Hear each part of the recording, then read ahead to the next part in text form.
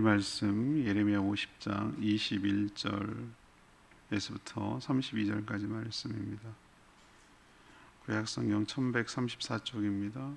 예레미야 50장 21절에서 32절입니다. 오늘은 8월 12일 목요일 아침입니다. 8월 12일자 본문 예레미야 50장 1절 21절에서 32절까지 말씀 교독합니다. 이는 여호와의 말씀이니라. 너희는 올라가서 무라다임의 땅을 치며 그곳의 주민을 쳐서 진멸하되 내가 너희에게 명령한 대로 다 하라. 그 땅에 싸움의 소리와 큰 파멸이 있으리라. 온 세계의 망치가 어찌 그리 꺾여 부서졌는고, 바벨론이 어찌 그리 나라들 가운데에 황무지가 되었는고. 바벨론아, 내가 너를 잡으려고 올무를 놓았더니 내가 깨닫지 못하고 걸렸고, 내가 여호와와 싸웠으므로 발각되어 잡혔도다. 여호와께서 그의 변기창을 열고 분노의 무기를 꺼내문 주 만군의 여호와께서 갈대아 사람의 땅에 행할 일이 있음이라. 먼 곳에 있는 너희는 와서 그를 치고 그의 곡간을 열고 그것을 곡식더미처럼 쌓아 올려라. 그를 진멸하고 남기지 말라. 그의 황소를 다 죽이라. 그를 도살을 하려 내려 보내라. 그들에게 화 있도다. 그들의 날 그 벌 받는 때가 이르렀음이로다.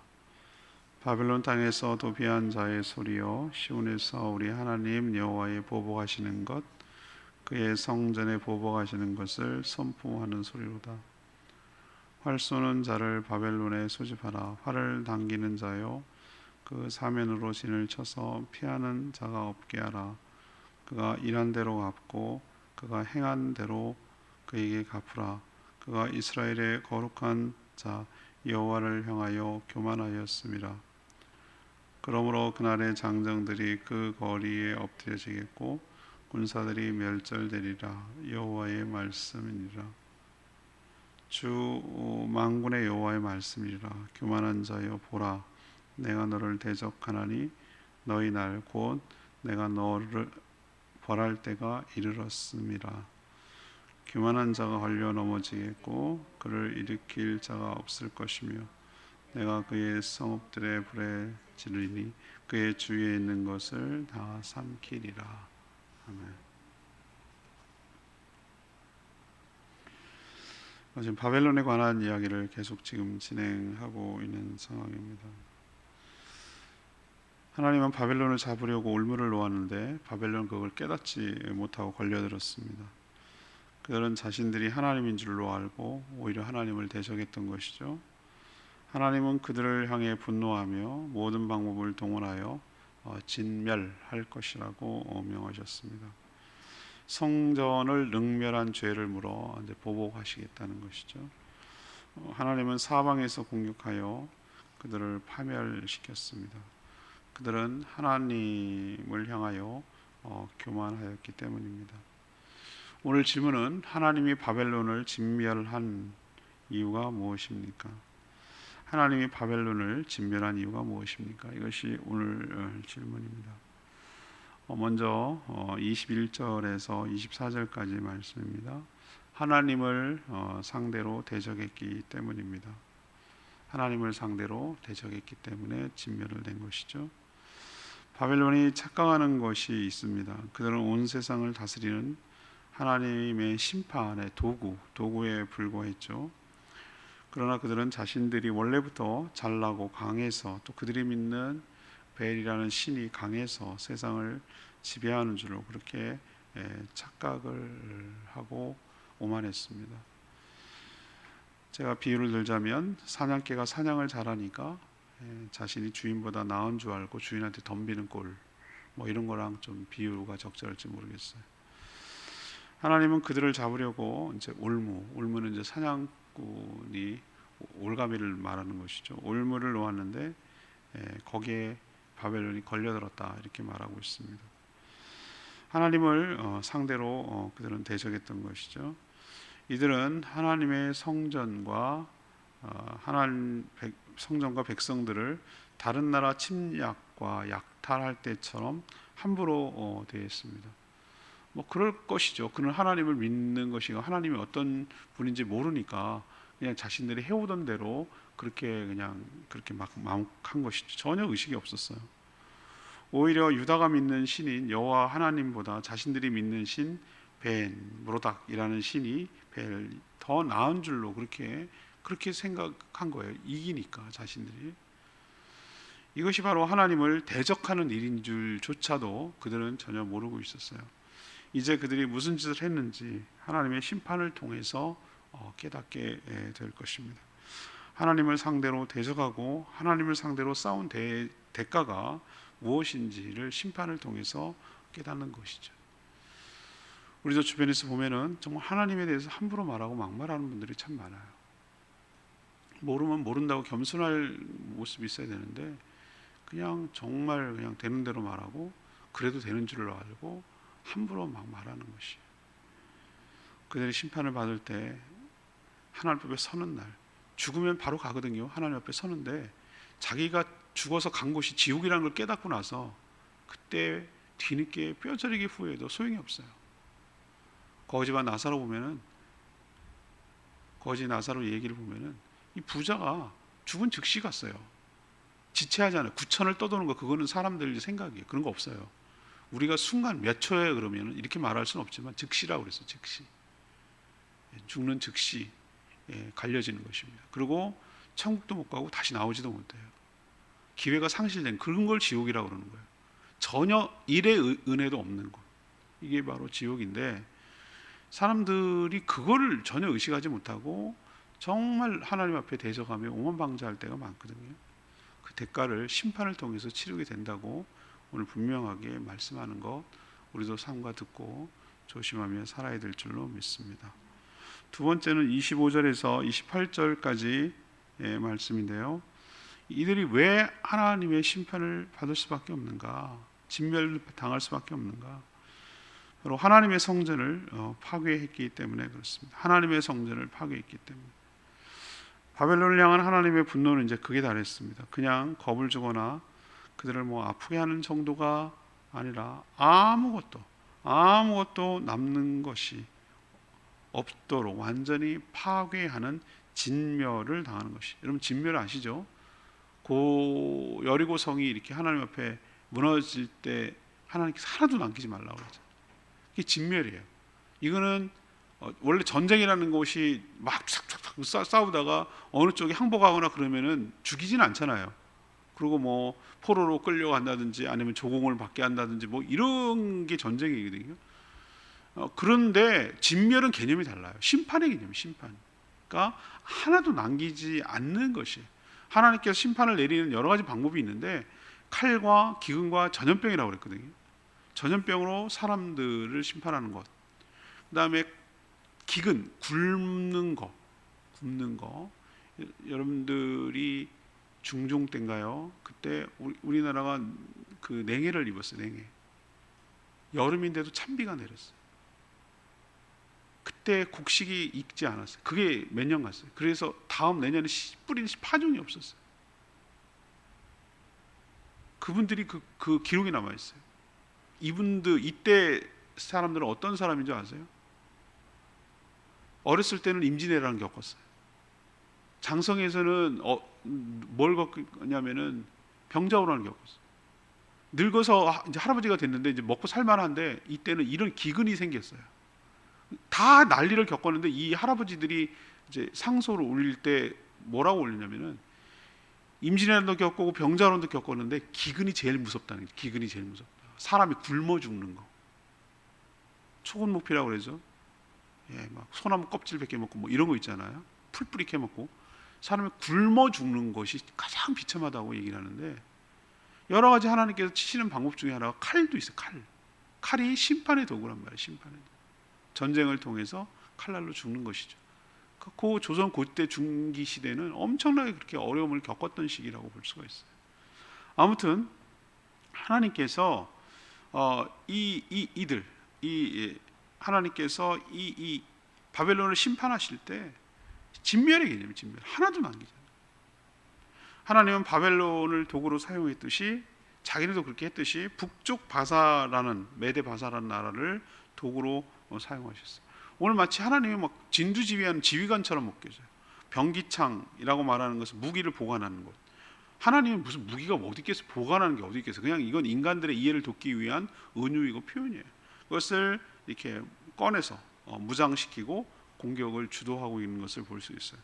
먼 곳에 온 자들이 그들의 곳간을 열고 모든 양식을 남기지 않을 정도로 완전히 싹 털을 거라고 했고, 그들의 황소를 죽여서 먹을 것도 없게 하고 일할지도 못하게 만들겠다, 하나님께서 그렇게 표현하고 있습니다.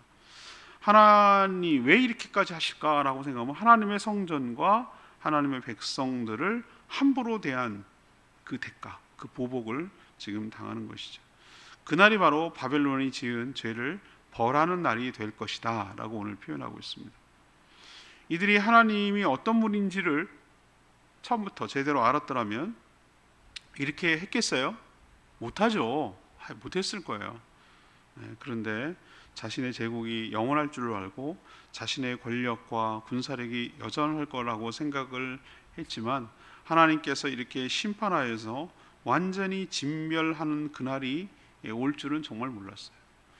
우리도 하나님의 백성들을 함부로 대하고 또 교회를 함부로 하고 여호와 이름을 대적하고 이렇게 했던 죄에 대해서 하나님이 전 반드시 묻는다고 생각해요. 지금도 영원한 권력은 없어요. 그 대가를 치를 날이 올 것입니다. 하나님의 공의로운 심판이 임한다는 거 여러분도 꼭 기억하시기를 바랍니다. 세 번째 29절에서 32절까지 말씀입니다. 29절에서 32절까지 말씀, 하나님 앞에서 교만하였기 때문입니다. 하나님 앞에서 교만하였기 때문이에요. 바벨론은 당시 최강국인 아수르를 꺾고 주변 나라들을 차례로 정복하여 급기야 전통 강국인 애국까지 이기자 한마디로 세상에 보이는 것이 하나도 없을 정도로 마음이 높아졌어요. 급기야는 이들은 어디까지 향했냐면 하나님을 향해서까지 교만해졌어요. 자신이 이 세상을 마음대로 할 수 있는 그 하나님인 줄로 자기가 착각을 한 거예요. 하나님은 교만한 자를 싫어하시고 반드시 심판하시는 분입니다. 하나님은 모든 군사를 동원하여 이 바벨론을 사방에서 에워싼 뒤에 공격할 것이다 라고 오늘 표현하고 있어요. 그들이 행한 그대로 다 갚아주신다고 말하고 있습니다. 하나님이 그들을 내리치시는 날, 장정들, 한참 일할 장정들은 30절에 보니까 거리에서 엎드려서 죽고 그들의 군사들도 멸절, 완전히 없어지게 될 것이다. 이처럼 바벨론의 멸망을 누구도 예상하지 못했어요. 이번 주일이 아니고 다음 주 22일 주일날 이 얘기를 할 거거든요. 바벨론이 계시록에 보면은 사단이 다스리는 그 세상, 어둠의 세상을 뜻해요. 그게 큰 바벨론, 큰 성 바벨론이라고 표현해요. 이건 하나님의 은유예요. 메타포, 은유야, 은유. 무슨 얘기냐면은 바벨론의 이 심판을 통해서 이 당시로서는 그냥 한 나라가 망하는 건 줄로 보이지만, 이것을 통해서 하나님이 보여주려는 것이 있어요. 사단의 나라가 도저히 안 망할 것 같고 영원할 것 같고 이들이 하나님을 대적할 만큼 힘이 세 보이지만, 하나님께서 반드시 그 악한 사단의 나라를 심판하고 새 예루살렘을 만들 것이다 라는 것을 보여주는 소재로 이 바벨론의 멸망을 이야기하는 것이죠. 누구도 바벨론의 멸망을 예상치 못했지만 하나님을 향하여 그 교만했던 제국인 그 바벨론이 무너지는 것을 보면 교만한 자의 최후가 무엇이고 악한 자들의 최후가 무엇인지를 깨닫게 되는 것이죠. 지금도 강대국도 이 악한 사단의 나라도 영원하지 않습니다. 하나님을 향해 교만한 자를 반드시 심판하신다는 것을 우리에게 보여주고 있는 줄로 믿습니다. 오늘 레마의 말씀이 29절 말씀, 그가 행한 대로, 그가 일한 대로 갚고 그가 행한 대로 그에게 갚으리라. 그가 이스라엘의 거룩한 자 여호와를 향하여 교만하였음이라. 바벨론을 향해서 하는 말이에요. 하나님은 유독 바벨론에 대해서 아주 길게 다루고 있어요. 여러분도 느껴지시죠? 한 주 내내 거의 묵상할 정도예요. 한 주 내내. 이 내용도 엄청 길어요. 그 다음에 많이 다룬 게 이제 모압에 관한 거. 우리 오히려 애굽에 대해서 많이 다룰 줄 알았는데 애굽은 초반에 좀 물론 애굽 다루는 게 많이 다릅니다. 그런데 이 바벨론이 가장 그렇죠. 그럴 수밖에 없는 게 예레미야 시대에는 바벨론의 이 앞날에 대해서 굉장히 궁금했을 거니까. 근데 아니라고 제가 말씀드렸잖아요. 바벨론은 악한 사단의 나라를 지배하는 상징이라고 제가 말씀드렸죠. 그러니까 이렇게 자세하고 다루는 것이에요. 왜 이렇게 유독 하나님이 있는 이 바벨론에 대해서 철저하게 파괴하고 심판하실까? 그 이유는 제가 이제 다다음 주에 설교하겠지만 계시록 17장 5절에 보면 이 바벨론은 이 땅의 음녀들과 가증한 것들의 머리로 묘사돼요. 악한 사단의 정점, 사단의 나라죠. 그 정점은 사단 마귀가 있는 것이고요. 하나님의 예언은 이중적이고 중첩을 띌 때가 있습니다. 더블로 보이는 거예요. 겹쳐 있는 거예요. 겹쳐서 하나로 보이는 것처럼 보이는 것이죠. 하나님은 바벨론이 아니라 장차 어둠의 세력을 어떻게 심판하시는지를 미리 이렇게 보여주고 계신 줄로 압니다. 딱 보면 거기다가 바벨론 대신에 사단이라고 끼워 넣으면 딱 맞아요. 딱 맞아. 오늘 29절만 봐도 그가 행한 대로 하나님께서 갚아주시고 얼마나 사람을 미혹하고 타락시키고 죄악 가운데 고통 가운데 죄 가운데 살도록 죽게 만드는 죄값이 얼마나 크냐 이거예요. 또 그가 행한 대로 그에게 갚으시리라. 그가 이스라엘의 거룩한 여호와를 향해서 뭐했기 때문에 대적, 교만했기 때문에 그 자리를 넘봤기 때문에 그 하나님이 심판한다는 것이죠.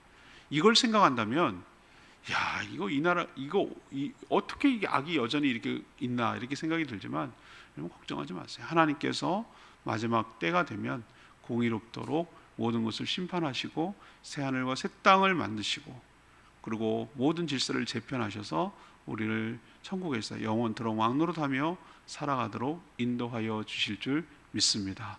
성도는 이걸 믿는 거예요. 그렇기 때문에 지금의 여러 가지 어려움에 타협하지 않고 굴복하지 않고 믿음과 소망 가운데 살아가는 자들인 줄로 믿습니다. 오늘 질문이 뭐였습니까? 하나님께서 왜 바벨론을 이렇게 진멸하실까요? 싹 없애는 거, 진멸. 첫 번째는 누구를 상대로 대적했기 때문에? 하나님을 상대로 대적했기 때문에 그래요. 또 하나는 하나님의 성전을 교회라고 친다면 지금도 하나님의 거룩한 공동체, 하나님을 예배하는 곳을 철저하게 파괴하고 무너뜨리려고 하는 이 죄값을 묻게 될 것이에요. 또 하나는 그들은 그 악한 것을 나중에 계시록에 연관시켜 보면은 하나님의 자리를 넘보는 거예요. 자기가 하나님이라고 생각하는 거예요. 그 교만함, 하나님 앞에서 교만함, 그 교만함한 대가를 쳐서 하나님 진멸함으로 치르게 되므로 장차 마지막 때가 어떻게 될 것인지를 미리 보여주시려는 줄로 압니다. 오늘 말씀 붙들고 912장 찬양집 세상 모든 민족이 이 찬양 부르고 기도하겠습니다. 912장입니다.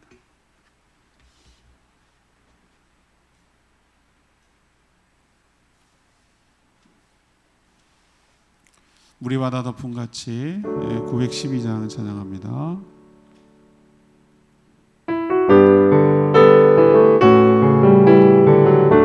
세상 모든 민족이 구원을 얻기까지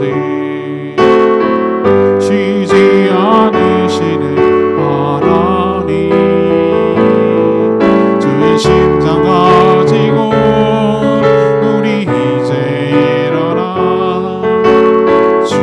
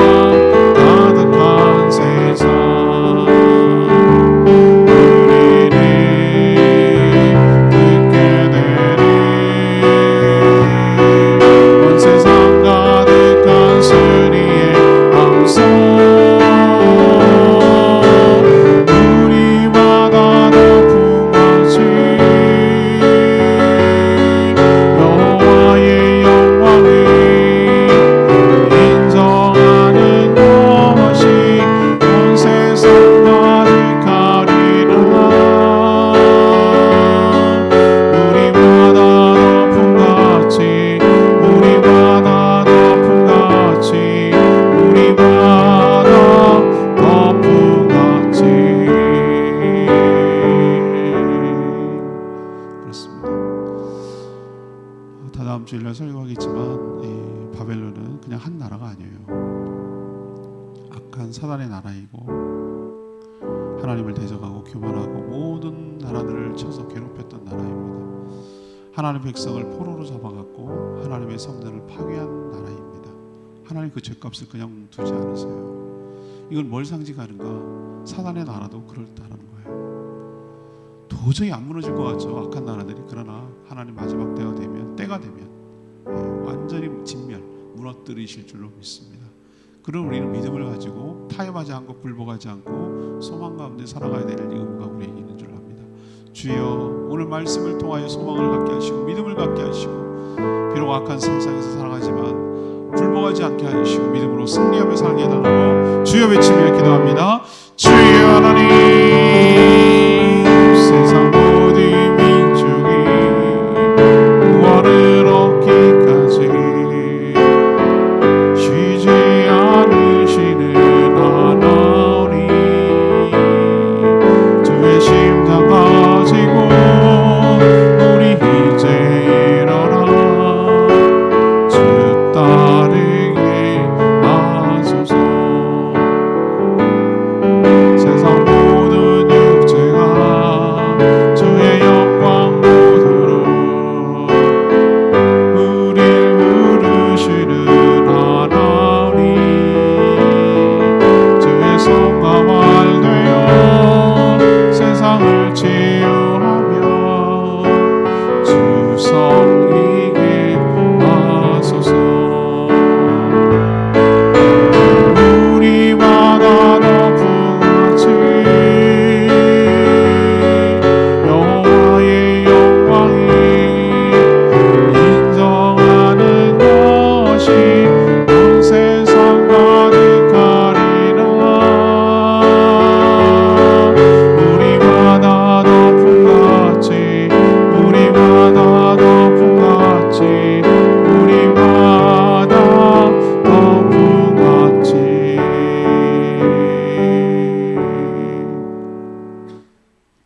하나님, 바벨론은 한 나라가 아니라 교만해서 하나님을 대적하는 어둠의 세력, 사단의 나라임을 알게 됐습니다. 장차 하나님께서 그들을 어떻게 심판하시는지 미리 깨닫고 알게 됐습니다. 사단 마귀는 여전히 하나님을 상대로 대적하며 싸우고 있습니다. 하나님의 교회와 백성인 성도들을 파괴하고 망가뜨리고 해치려고 길을 쓰고 있습니다. 자신은 도저히 하나님이 될 수 없음에도 교만해져 하나님의 영광을 가로채려고 하고 있습니다. 그러나 하나님 때가 되면 하나님이 심판을 내리셔서 그들을 흔적도 없이 사라지도록 진멸하실 줄로 믿습니다. 그러니 믿음으로 소망 가운데 버티며 견디며 살게 하여 주시고 악한 세력에 타협하거나 불복하지 않게 하여 주시옵소서. 오늘도 하나님 앞에 간구하는 기도 주님께서 들어 응답하여 주시옵시고 주님과 동행하는 복된 하루 되게 하여 주시옵소서.